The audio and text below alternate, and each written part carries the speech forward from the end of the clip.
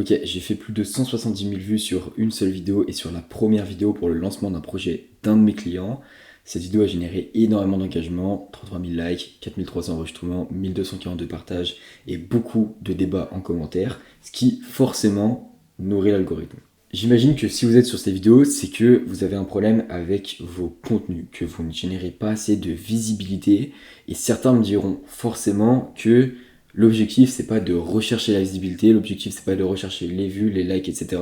Si vous avez un business, l'objectif, c'est forcément de générer du chiffre d'affaires, donc de toucher la bonne cible.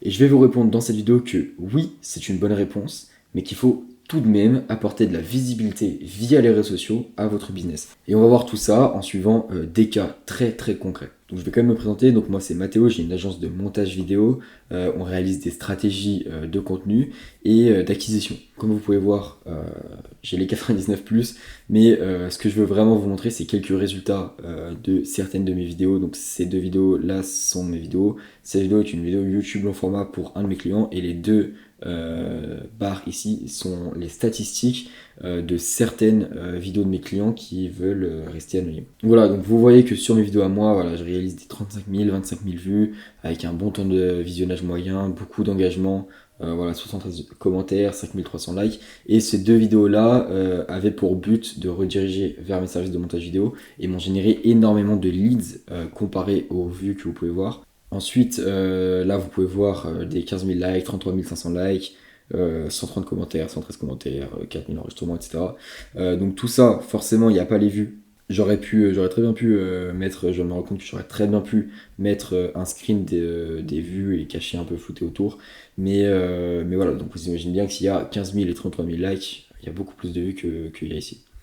Et voilà, donc ensuite une vidéo YouTube, parce qu'on a montré beaucoup de formats courts, mais il faut aussi montrer les formats longs, qui a généré plus de 110 abonnés sur YouTube. Donc forcément, il ne faut pas oublier que YouTube, c'est une plateforme qui vous permet d'obtenir énormément de leads qualifiés et d'avoir une audience de très très bonne qualité.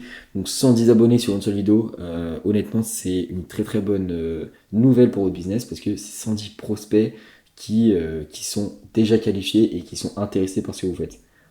Voilà, donc on va commencer directement dans le vif du sujet avec l'étape 1, le tofu.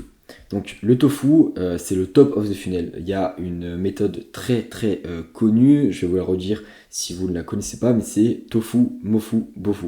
Donc top of the funnel, middle of the funnel et bottom of the funnel. Donc l'objectif, c'est de séparer un peu les niveaux de connaissance de votre audience pour cibler, pour créer du contenu qui va cibler la bonne partie de votre audience. Donc là, ce qu'il faut faire pour obtenir de la visibilité sur les réseaux sociaux, c'est de cibler dans le tofu, donc dans le top of the funnel. C'est-à-dire toutes les vidéos comme on va voir dans cette vidéo. Donc restez bien jusqu'à la fin pour voir plusieurs exemples, plusieurs cas concrets qui vont littéralement vous apporter énormément de valeur. Donc le tofu concrètement a pour objectif d'attirer l'audience. C'est-à-dire que lorsque l'audience va venir, elle ne connaîtra rien de vous. L'objectif c'est vraiment de faire de la visibilité, uniquement ça, de faire des vidéos qui vont percer sur les réseaux sociaux, qui vont vous faire connaître pour faire rentrer dans l'entonnoir, c'est pour ça que là c'est une forme d'entonnoir, l'audience.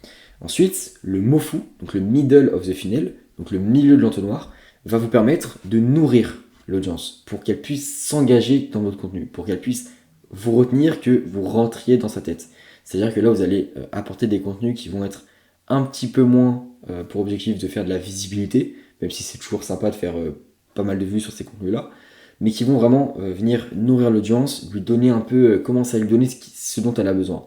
Et ensuite, le BOFU, donc le bottom of the funnel, là, il n'y a aucune raison de chercher la visibilité. L'objectif du BOFU, c'est littéralement, uniquement, de convertir. C'est-à-dire que vous allez, par exemple, créer un Discord pour que les personnes les plus intéressées par ce que vous faites puissent rejoindre. Vous allez leur donner des lead magnets, etc. pour qu'ils puissent rejoindre, etc. et rester actifs dans votre communauté. Et ensuite, vous allez directement les contacter et ils seront beaucoup plus enclins, beaucoup plus qualifiés à prendre votre offre.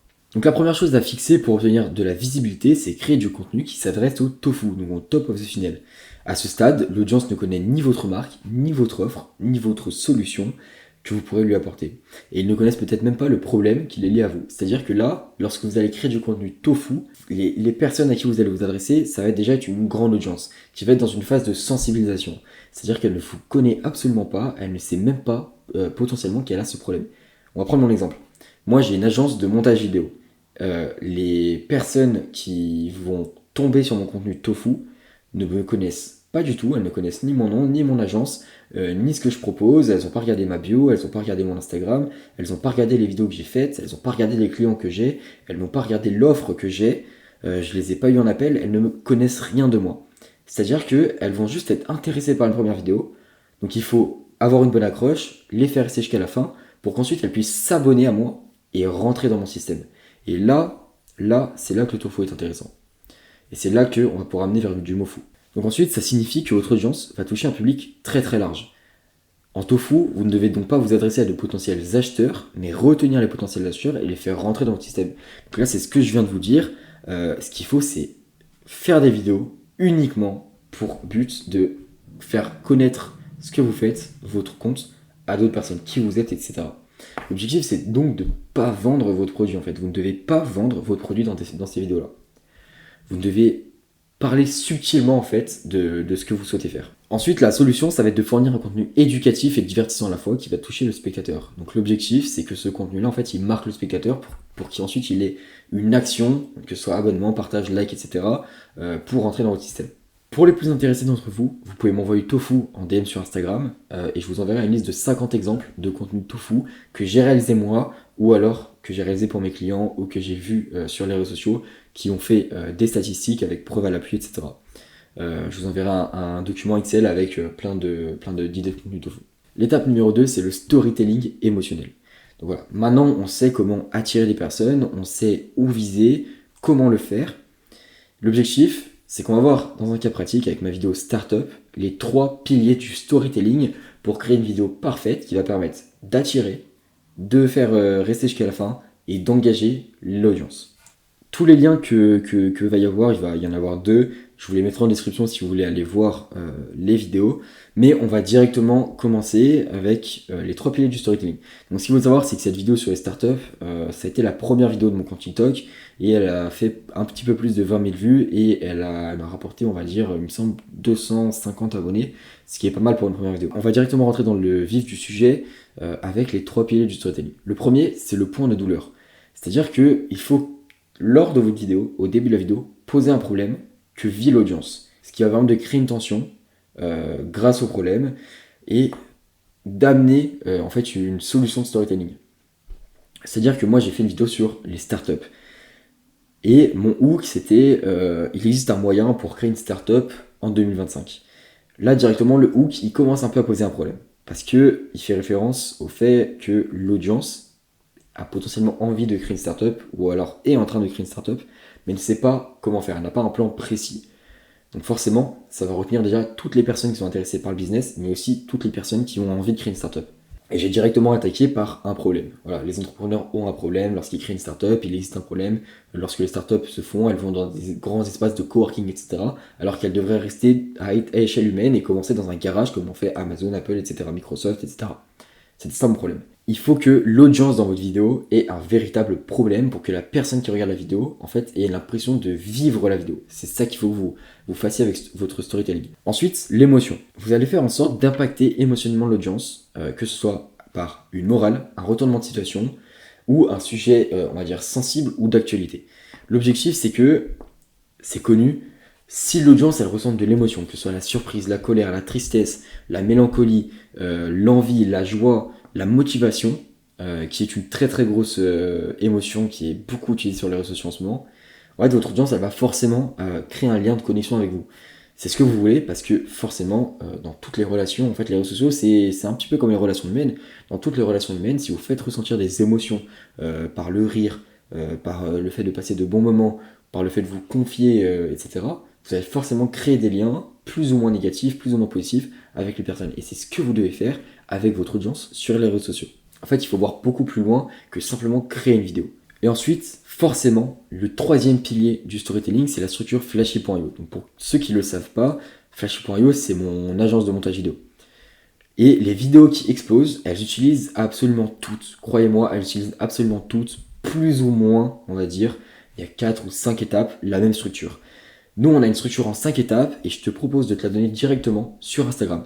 Si tu es intéressé par avoir cette structure, n'hésite pas à soit commenter sur YouTube avec ton Instagram et je t'enverrai un message directement en te donnant le lien pour télécharger ma structure, soit directement me contacter sur Instagram, il est en description.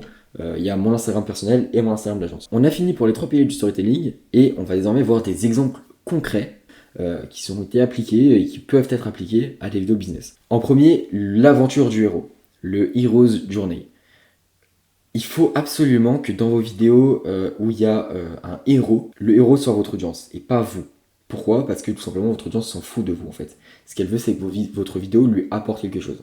Le héros rencontre un problème, on en a déjà parlé. Il trouve une solution et subit une transformation. C'est les 3 points essentiels à inclure dans ce type de storytelling. Exemple. Voici comment un coach qui faisait 100 vues est passé à 175K vues sur une seule vidéo.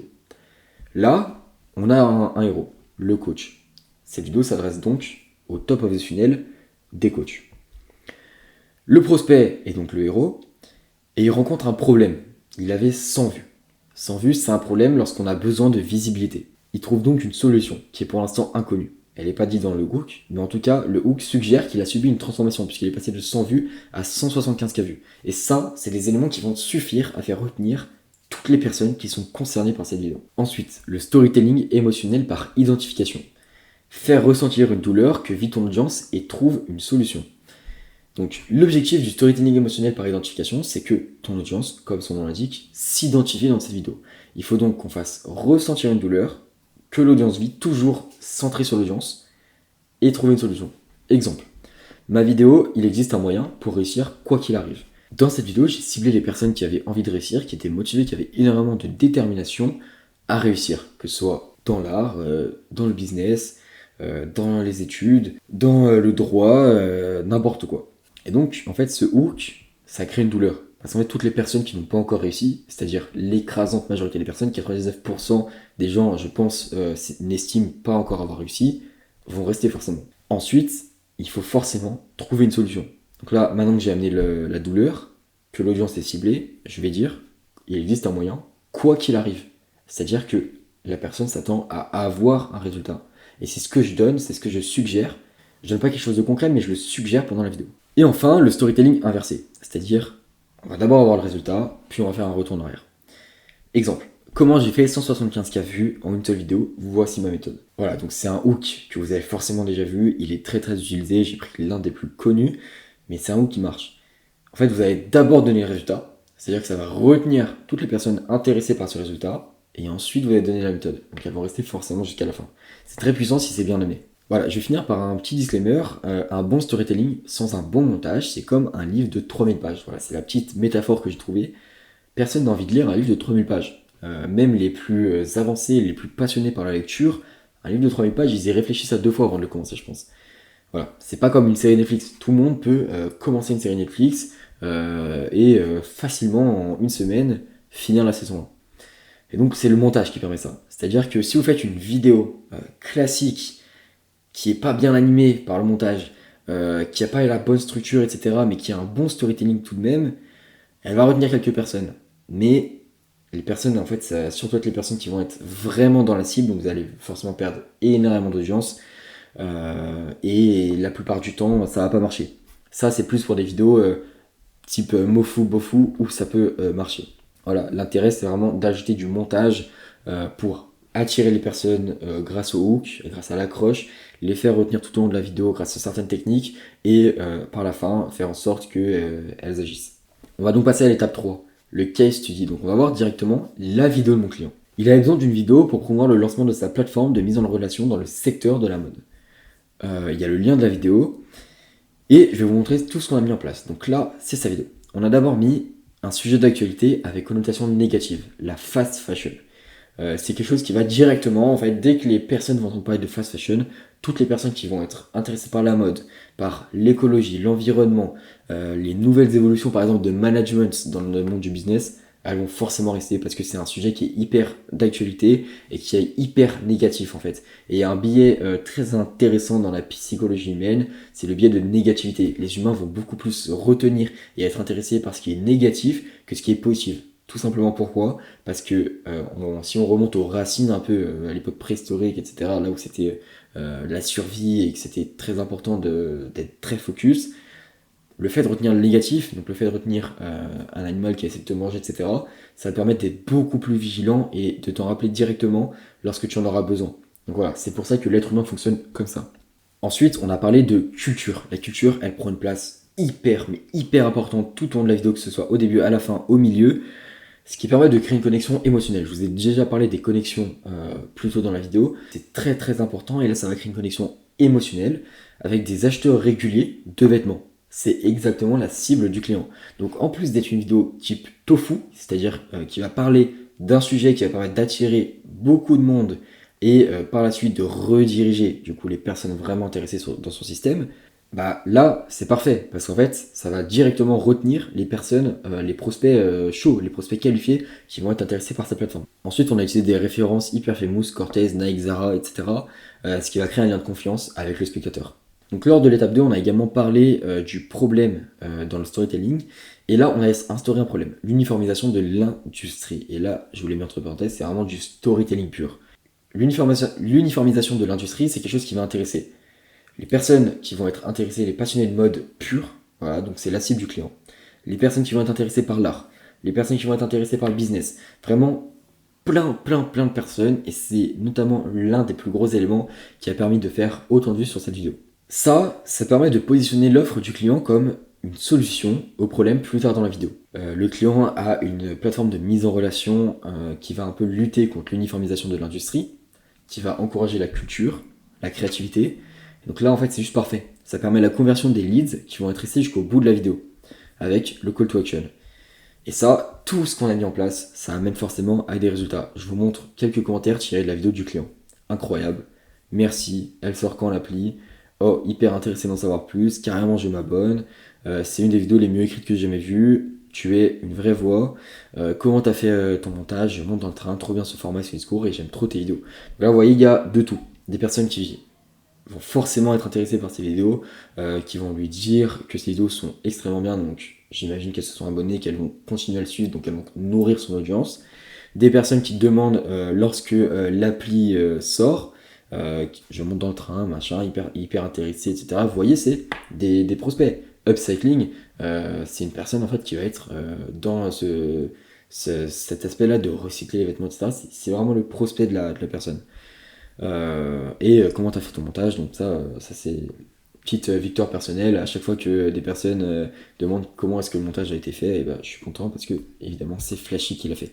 Donc en résumé, je vous ai donné toutes les clés. Honnêtement, si vous appliquez et si vous comprenez réellement ce que je vous ai proposé dans cette vidéo, vous allez pouvoir faire beaucoup plus de vues sur vos vidéos et ça c'est une garantie. Si vous souhaitez aller beaucoup plus loin, si vous souhaitez vraiment construire une vraie stratégie, aller beaucoup plus en profondeur, n'hésitez pas à m'envoyer un message sur Instagram. Je serai toujours là pour répondre à vos questions. Si vous avez des questions spécifiques, des questions un petit peu plus vagues, si vous voulez des avis sur vos vidéos, je serai toujours là pour vous répondre. Donc n'hésitez pas, je mets le Instagram en première ligne de la description. Et voilà, je vous souhaite une bonne soirée, je vous prends pas plus de temps. Merci d'avoir regardé cette vidéo.